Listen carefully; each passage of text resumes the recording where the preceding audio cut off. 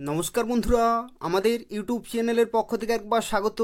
আজকে এই ভিডিওতে আমরা আলোচনা করব ত্রিপুরার অত্যন্ত গুরুত্বপূর্ণ একটি সরকারি চাকরি বিজ্ঞপ্তি সম্পর্কে, যেখানে তোমরা প্রত্যেকটি জেলা থেকেই অ্যাপ্লিকেশন করতে পারবে এবং ত্রিপুরা পুলিশে নতুন নিয়োগ শুরু হচ্ছে 2025-এ। কত সংখ্যক শূন্যপদে নিয়োগ করা হবে, কবে থেকে অ্যাপ্লিকেশন শুরু হবে, শিক্ষাগত যোগ্যতা থেকে শুরু করে সিলেকশন প্রসেস প্রত্যেকটি তথ্য সম্পর্কে আলোচনা করব। সম্পূর্ণভাবে ভিডিওটি দেখতে থাকো। তো দেখো, শুরুতেই তোমাদের জানিয়ে রাখি, বিজ্ঞপ্তি খুব তাড়াতাড়ি বেরোবে, অর্থাৎ আর কিছুদিনের মধ্যে অফিসিয়াল নোটিফিকেশন বেরিয়ে যাবে, যেখানে তোমাদের নিয়োগ করা হবে সাব ইন্সপেক্টর অফ পুলিশ, অর্থাৎ পুলিশ ডিপার্টমেন্টে সাব ইন্সপেক্টর পোস্টে নতুন নিয়োগ শুরু হচ্ছে, যেখানে ছেলেরা এবং মেয়েরা প্রত্যেকেই অ্যাপ্লিকেশন করতে পারবে। তো সেক্ষেত্রে সুবর্ণ সুযোগ রয়েছে। এই ভিডিওটি পুরোপুরি দেখো এবং তার পাশাপাশি তোমরা প্রত্যেকেই প্রিপারেশন শুরু করে দাও। তার কারণ হচ্ছে খুব ভালো ভ্যাকেন্সি, গুরুত্বপূর্ণ পোস্ট, পুরোপুরি পার্মানেন্ট এবং সম্পূর্ণভাবে সরকারি চাকরি, যেখানে ত্রিপুরা পুলিশে তোমরা সাব ইন্সপেক্টর পোস্টে চাকরি পেতে পারো। যারা ভিডিওটি দেখছো অবশ্যই লাইক করে দেবে, শেয়ার করে দেবে এবং এই ধরনের গুরুত্বপূর্ণ অফিসিয়াল আপডেটগুলি পেতে হলে অবশ্যই চ্যানেলটি সাবস্ক্রাইব করে রাখো। তো দেখো, ভিডিও শুরুতেই তোমাদের জানিয়ে রাখি, এখানে তোমরা যারা অ্যাপ্লিকেশন করবে এসেনশিয়াল এডুকেশনাল কোয়ালিফিকেশন, অর্থাৎ শিক্ষাগত যোগ্যতা কি থাকতে হবে। তো দেখো, এখানে ছেলেরা এবং মেয়েরা প্রত্যেকে অ্যাপ্লিকেশন করতে পারবে, যেখানে শিক্ষাগত যোগ্যতা হচ্ছে at least graduate in any discipline, অর্থাৎ যে কোনো শাখা থেকে তোমাদের কিন্তু গ্র্যাজুয়েশন কমপ্লিট থাকতে হবে, যে কোনো শাখা থেকে গ্র্যাজুয়েশন। যেখানে দেখো, ছেলেদের ক্ষেত্রে হাইট যেটি প্রয়োজন সেটি হচ্ছে 168 সেন্টিমিটার এবং relaxable up to 5 centimetre, that means 163, অর্থাৎ 163 সেন্টিমিটার লাগবে এসটি ক্যাটাগরিতে। অর্থাৎ যারা এসটি ক্যাটাগরি তাদের ক্ষেত্রে 163 আর বাকিদের ক্ষেত্রে 168 সেন্টিমিটার হাইট লাগবে ছেলেদের ক্ষেত্রে।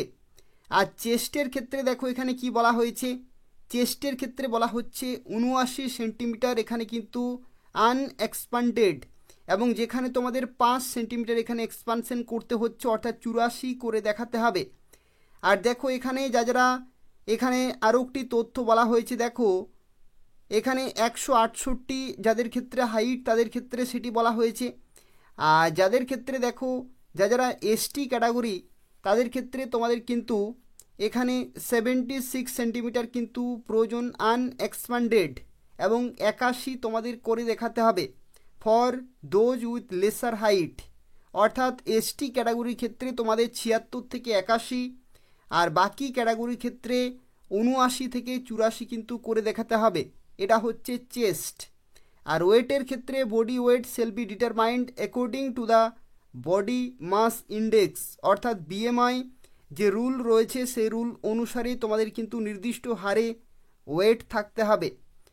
আর মেয়েদের ক্ষেত্রে দেখো এখানে 152 সেন্টিমিটার হাইট প্রয়োজন, আর চেস্টের ক্ষেত্রে কোন রকমের মাপজোক নেই, আর বডি ওয়েট কিন্তু বিএমআই যে নিয়ম রয়েছে সেই নিয়ম অনুসারেই তোমাদের ওয়েট কিন্তু থাকতে হবে। দেখো এখানে আরও একটি তথ্য তোমাদের জেনে রাখা প্রয়োজন, এখানে ডিজারেবল কোয়ালিফিকেশনের মধ্যে বলা হচ্ছে নলেজ অফ বেঙ্গলি অথবা কোকবরক, বাংলা অথবা কোকবরক ভাষায় কিন্তু নলেজ থাকতে হবে, অর্থাৎ লিখতে পড়তে এবং বলতে জানতে হবে। যেখানে বয়সের ক্ষেত্রে দেখো বলা হচ্ছে ছেলেদের ক্ষেত্রে এবং মেয়েদের ক্ষেত্রে 21 থেকে 27 বছর বয়স কিন্তু রাখা হয়েছে।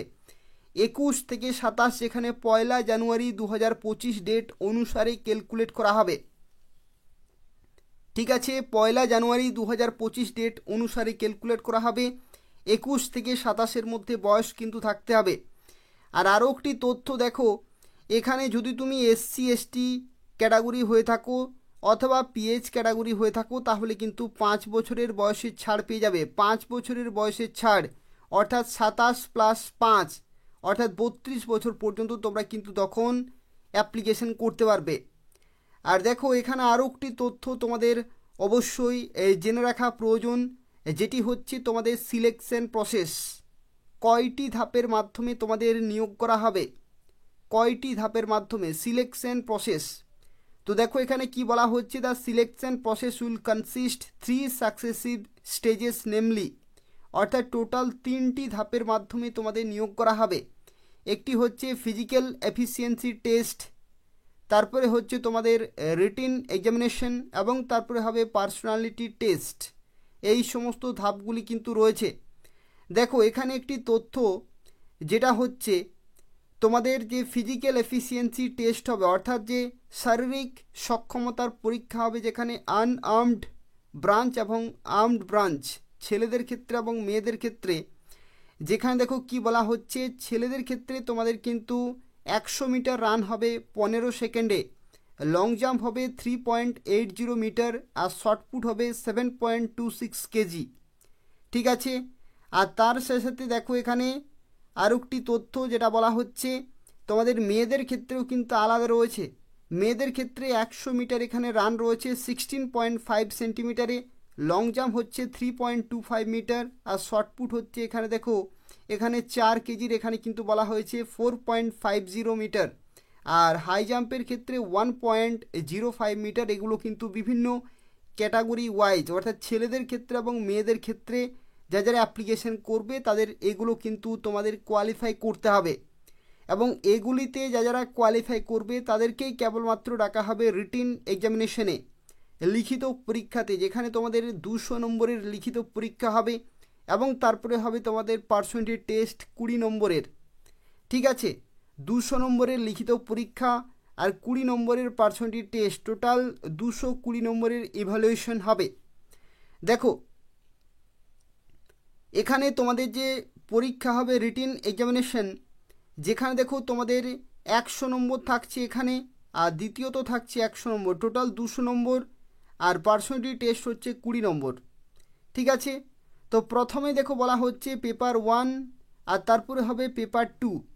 পেপার 1-এর ক্ষেত্রে কম্প্রিহেনশন থাকছে 20, ইংলিশ গ্রামার থাকছে 20, কম্পিউটার বেসিক নলেজ 20, ম্যাথমেটিক্স 20 এবং বেসিক সায়েন্স থাকছে 20। টোটাল 100 নম্বরের হচ্ছে 3 ঘন্টা সময়। আর পেপার 2 হচ্ছে জিকে কারেন্ট অ্যাফেয়ার্স থেকে রয়েছে, এখানে 100 নম্বর 3 ঘন্টা সময় কিন্তু থাকছে। এটা হচ্ছে প্রথমেই তোমাদের রিটিন এক্সামিনেশন, এবং এই পরীক্ষাটি হয়ে যাওয়ার পরে তোমাদের কিন্তু পার্সোনালিটি টেস্ট হবে 20 নম্বরের। ঠিক আছে, পার্সোনালিটি টেস্ট কিন্তু হবে তারপরে তোমাদের 20 নম্বরের, এবং যে রিটিন এক্সামিনেশন হবে বা রিটিন টেস্ট হবে প্লাস তোমাদের পার্সোনাল যে ইন্টারভিউ হবে, সেই যে প্রাপ্ত নম্বর, সেই নম্বরের ভিত্তিতে তোমাদের ফাইনাল মেরিট লিস্ট প্রকাশিত হবে, এবং সেই লিস্টে যাদের নাম থাকবে তারাই ফাইনালি সাব ইন্সপেক্টর পোস্টে চাকরি পেয়ে যাবে। তো সেক্ষেত্রে সুবর্ণ সুযোগ রয়েছে, তোমরা এখন থেকে কিন্তু প্রিপারেশন চালিয়ে যাও, আর কিছুদিনের মধ্যে অ্যাপ্লিকেশন প্রসেস কিন্তু শুরু হয়ে যাবে। তো দেখো এখানে তোমাদের জানা রাখি ভ্যাকেন্সি কত রয়েছে, এটাও কিন্তু তোমাদের জেনে রাখা প্রয়োজন। ভ্যাকেন্সি অর্থাৎ কত সংখ্যক শূন্যপদ রয়েছে বা কত সংখ্যক শূন্যপদে তোমাদের নিয়োগ করা হবে। টোটাল 218টি কিন্তু ভ্যাকেন্সি রয়েছে, টোটাল 218টি ভ্যাকেন্সি রয়েছে। এত সংখ্যক শূন্যপদে নিয়োগ করা হবে, আর কিছুদিনের মধ্যেই তোমাদের অফিসিয়াল নোটিফিকেশন প্রকাশিত হয়ে যাবে এবং তারপরে তোমরা অ্যাপ্লিকেশন করতে পারবে। গ্র্যাজুয়েশন শিক্ষাগত যোগ্যতা যে কোনো শাখা থেকে। তোমাদের এখন যে করণীয় বিষয় সেটা হচ্ছে তোমাদের কিন্তু প্রিপারেশন চালিয়ে যেতে হবে খুব ভালোভাবে। ফিজিক্যাল এফিসিয়েন্সি টেস্টে, তার সাথে সাথে রিটিন এক্সামিনেশন এবং পার্সোনালিটি টেস্ট, এই সমস্ত ধাপগুলির জন্য তোমাদের কিন্তু এখন থেকে রেডি থাকতে হবে, যাতে তোমরা খুব সহজেই পরীক্ষাতে কোয়ালিফাই করতে পারো এবং গুরুত্বপূর্ণ পোস্টে চাকরি পেতে পারো। তো এই হচ্ছে আজকের একটি গুরুত্বপূর্ণ ইনফরমেশন। এটা হচ্ছে অফিসিয়াল একটি আপডেট, নতুন আপডেট রয়েছে, তোমরা বিভিন্ন মাধ্যম থেকে আশা করি জেনে গেছো। প্রিপারেশন কিন্তু শুরু করে দাও। আরও বিভিন্ন নতুন আপডেট রয়েছে, সেগুলো আমি পরবর্তী ভিডিওর মাধ্যমে জানিয়ে দেব। বিভিন্ন নতুন বিজ্ঞপ্তি আসতে চলেছে ত্রিপুরাতে, সেই সমস্ত চাকরিগুলির জন্য তোমরা কিন্তু অ্যাপ্লিকেশন করে দেবে। নিয়মিত এই চ্যানেলটি ফলো করতে থাকো। আপকামিং যতগুলি নতুন চাকরি বিজ্ঞপ্তি আসতে চলেছে প্রত্যেকটি আমি পরবর্তী ভিডিওগুলোতে শেয়ার করে দেব। তো সেক্ষেত্রে নিয়মিত চ্যানেলটি ফলো করতে থাকো, এবং যারা এখনও পর্যন্ত চ্যানেলটি সাবস্ক্রাইব করোনি অবশ্যই সাবস্ক্রাইব করে রাখো।